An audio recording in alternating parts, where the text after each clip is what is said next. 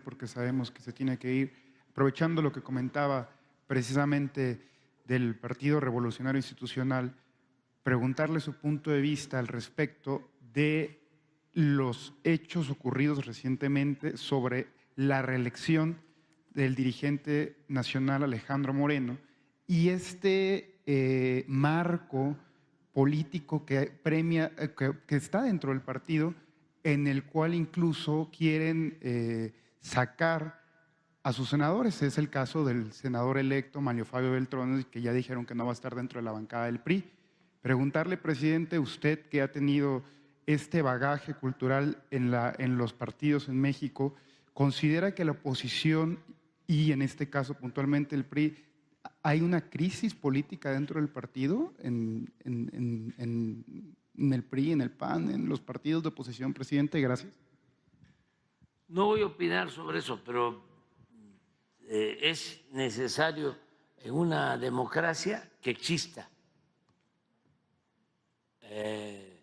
oposición y que sea una oposición fuerte. La democracia son contrapesos, son equilibrios. La democracia es para que nadie en el nivel que sea se sienta absoluto. La democracia es competencia, la democracia es confrontación de ideas, de proyectos, es pluralidad, es lo contrario a la dictadura. Entonces, se necesita que haya partidos opositores fuertes, que tengan principios, porque eso también suele olvidarse. Díganme ustedes cómo se justifica la alianza, hablando de principios, entre el PRI y el PAN. O sea, históricamente,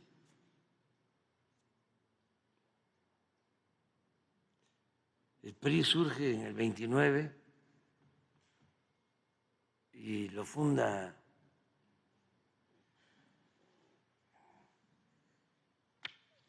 Plutarco Elías Calles, es para reagrupar a todos los partidos que quedaron después del movimiento revolucionario, y funda Plutarco Elías Calles el Partido Nacional Revolucionario, el PNR. Y luego ese partido se transforma y se convierte en Partido de la Revolución Mexicana en el 38. Partido de la Revolución Mexicana. Entonces, un año después, porque el general Cárdenas lleva a cabo una política popular, patriótica, surge un partido conservador para oponerse a la política popular y patriótica del general Cárdenas, para oponerse a la expropiación petrolera. Y ese partido es el PAN.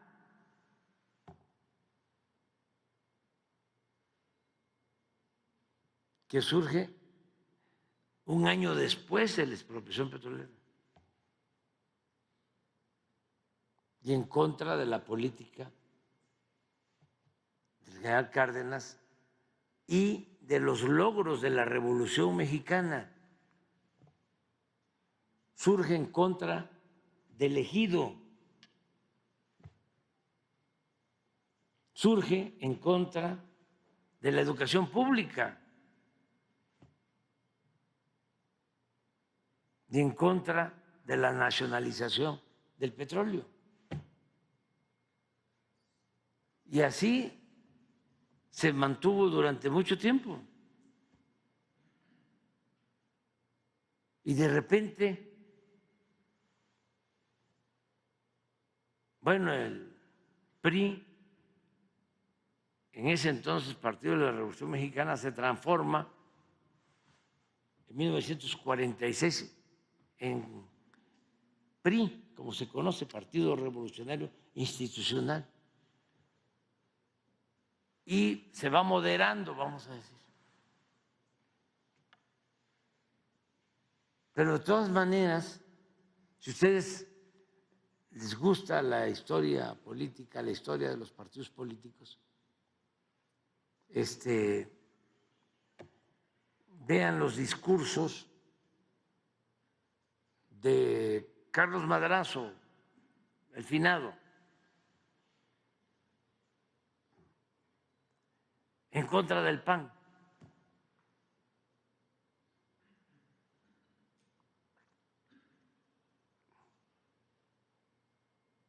Y bueno, López Mateos es el que decide entregar los libros de texto gratuito.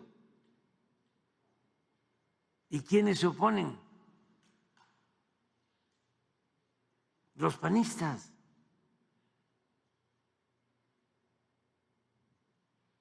Hay todo un movimiento en contra de los libros de texto. Pero llega Salinas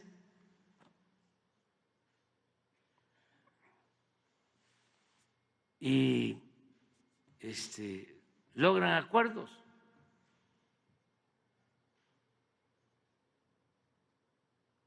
Y es a partir de ahí que se empieza a conformar lo que llamamos el PRIAN, al grado que terminan juntos.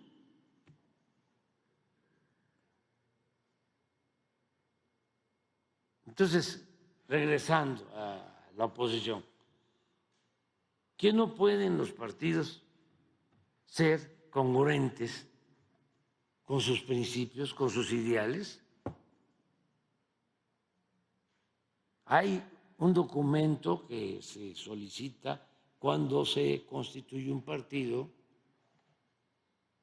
que se llama Declaración de Principios. Muchos militantes no conocen, ni siquiera, pero no militantes, dirigentes,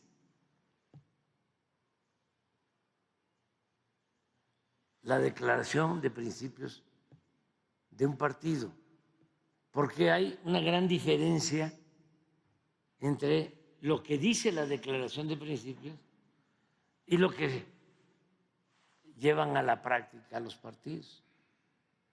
Y luego hay otro documento, porque son 3 documentos básicos, que se llama Programa de Acción. A ver, ¿qué se propone en materia de política petrolera, en materia de política agropecuaria, en educación, en salud, en vivienda? Ahí debe de estar.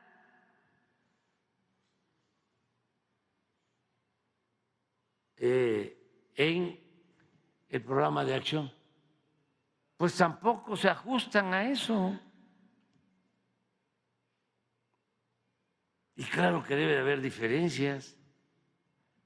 Y un tercer documento son los estatutos de cada partido, que a veces no se respetan, se violan. Los estatutos de los partidos. Entonces, ojalá y se fortalezcan los partidos. Un partido político, de acuerdo a la Constitución, es una entidad de interés público son fundamentales en una democracia. Y conviene que haya oposición.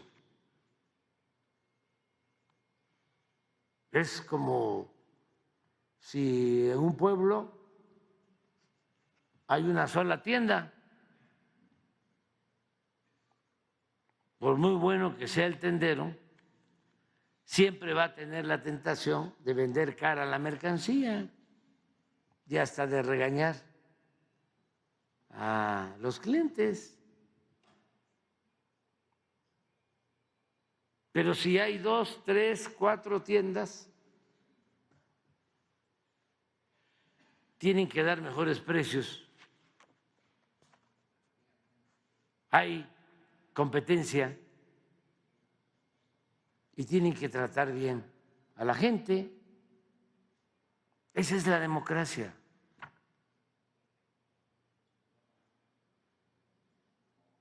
Y es el mejor sistema político que tenemos. Desde luego, buscando que la democracia sea auténtica, que no la utilicen como fachada, que no sea nada más un parapeto, como fue mucho tiempo en México, de que se hablaba de que el pueblo decidía libremente, que el pueblo mandaba y era puro cuento.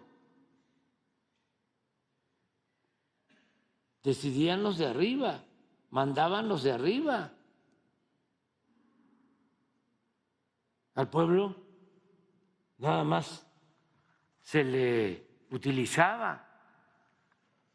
Volteaban a ver al pueblo cuando habían elecciones para legalizar, legitimar la pseudodemocracia. Ahora no. Ahora nuestro pueblo está muy consciente, participativo, como pocos pueblos en el mundo. Está empoderado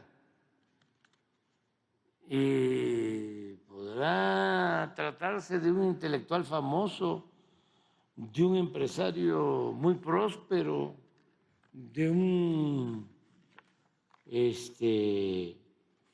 comentarista de radio, de televisión,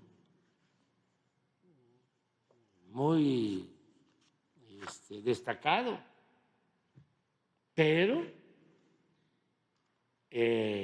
manda el pueblo. Y eso a los conservadores, no de ahora, de siempre, les ha molestado mucho. Nunca lo han aceptado. Como un indio patarrajado de algún lugar del trópico va a gobernar. Un naco, un totonaco, un chinto. ¿Qué sabe la gente de política? Es lo que dicen. Cambian de opinión de la noche a la mañana, como diría Said, porque había empate, estaba a punto de ganar Xochitl y de repente cambiaron de opinión porque es un pueblo muy voluble,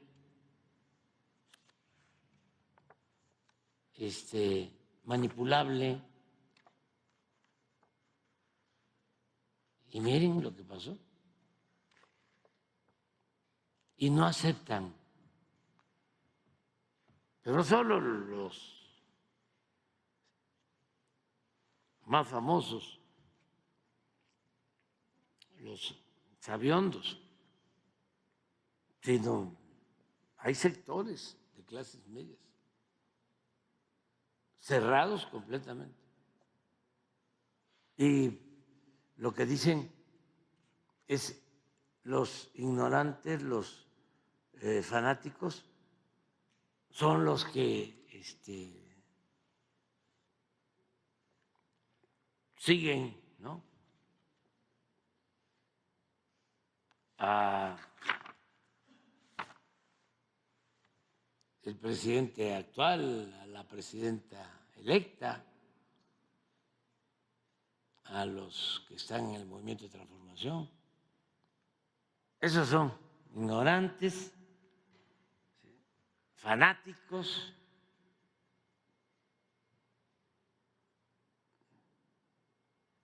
no son ellos. Entonces, en esos casos, ya cuando se llega a esos niveles, afortunadamente en México no tenemos ese problema, porque la mayoría está muy consciente y los que se aferraban, ¿no?, al pensamiento conservador ya están cambiando. Lo vimos ahora que hicieron su manifestación. Después de llenar el Zócalo, ya pues fueron como 2,000, aunque la policía ya ven cómo trata a los manifestantes. Así nos trataba a nosotros.